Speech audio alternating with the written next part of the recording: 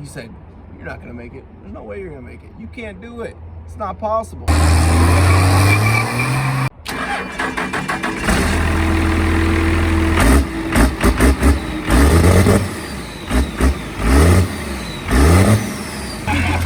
don't know. I've been wasting my life at this point, apparently. Dude, Hacksaw Jim Duggan To get the confirmation. rode in the back of this limo to Bacon Fest.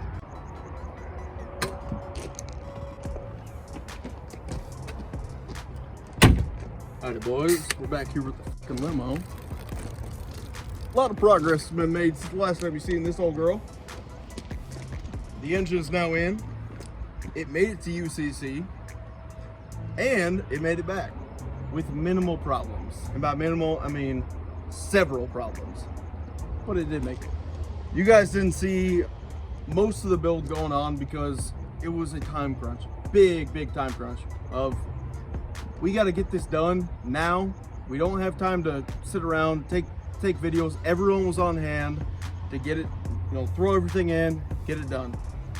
Okay, so we didn't talk about this a lot in our last few videos, but let's get into the coolers here.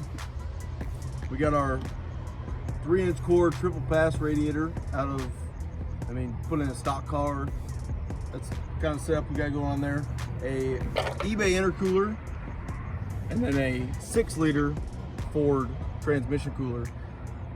And I'll tell you what, that thing puts in some freaking work. You got all these guys rolling out here with, you get your little transmission coolers with a fan on and all that. This transmission does not get over 90 degrees ever. Beating on it, driving it in town, stop and go traffic does not get hot. We had a couple hiccups on the way to UCC. Driving down, and the power steering was feeling a little loose, and got out of the car and was leaking power steering fluid. It was a custom line that I made. I took the Dodge power steering line and the Ford power steering line and kind of mated them together with a brake line fitting. I thought it would work. It didn't. At the end of the day, we ended up just slapping a bunch of JB Weld in it, and I'll tell you what, JB Weld, JB Weld does not f around, because that thing still isn't leaking. What happened with the boost pipe there, Brian? My main focus is let's get the hood mounted, and this charge pipe was in the way, big time, way in the way. So we took a hammer to it, started beating the shit out of it, and it developed a slight crack. And by slight crack, I mean a fucking hole like this big. So we let it be, got the hood on it, drove it to UCC. We're like, fuck yeah, we made it here. One other problem we had along the way was the transmission. I put it together. Not a good idea, apparently. So I put it together, and I was kind of back and forth trying to jump between this and building the trans, and this, build trans, and I f***ed the transmission up. We were going down the road, got off a rest stop, found out we lost second gear.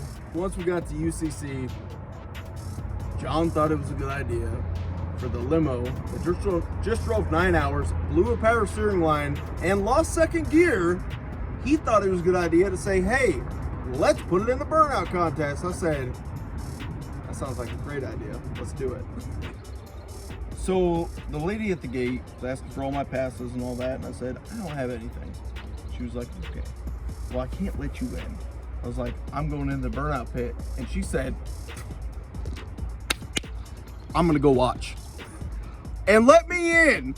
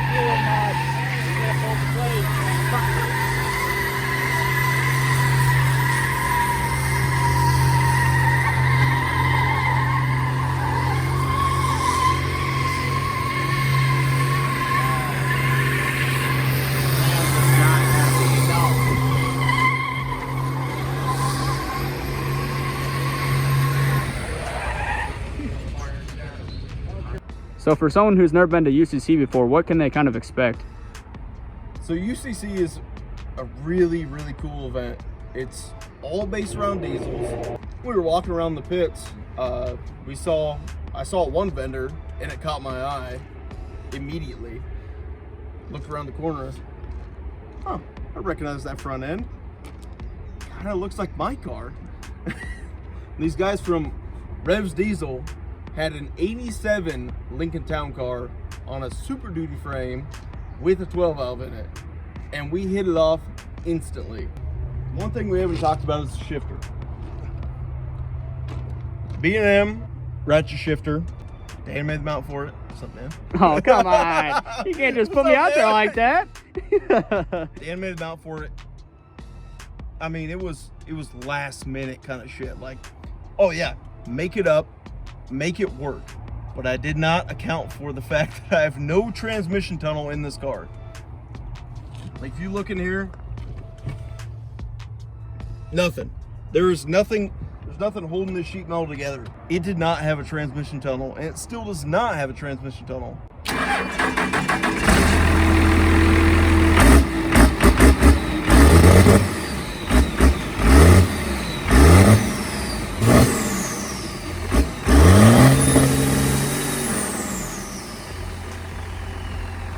That's what I'm talking about. So as you can see with the gauges, what we got going on here is only the essentials.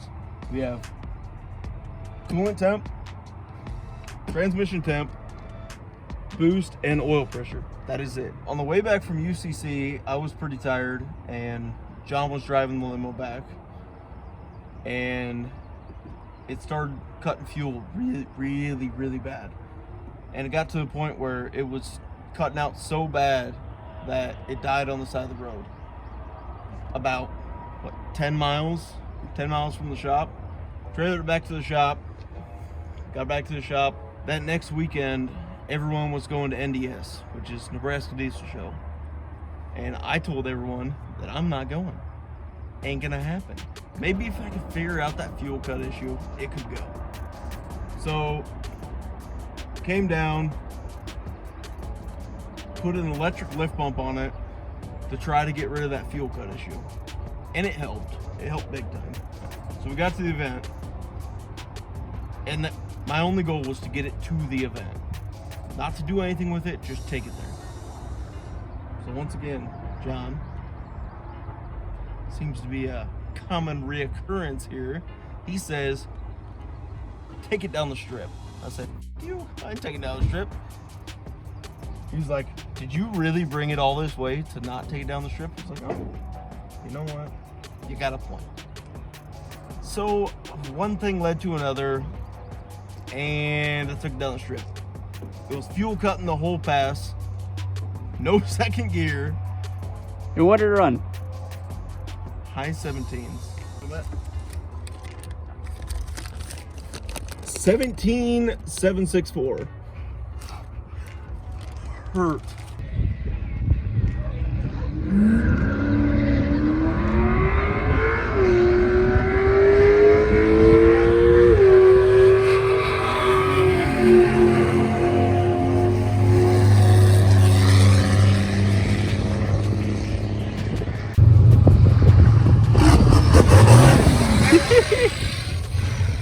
One of the problems I thought about, like, probably a day before we were going to leave for UCC, was maybe the oil pan might be too low. The whole time I was trying to get the engine as low as possible, lower the center of gravity, and get it under the hood. And I thought, that oil pan looks kind of low. And John said, it ain't gonna hit the oil pan. It's like 4 inches off the ground. Come on. Well, one thing I didn't account for was the shocks. They're completely blown. And when we were having that problem with the power steering leak, we pulled over one time in an Aldi, and I was rolling in super fast because I had no power steering, and creamed the oil pan on a speed bump. So that was hit one. Hit one for the trip. We're like 4 hours out, rode about 70 miles an hour, hit a bridge, and just smashed the oil pan.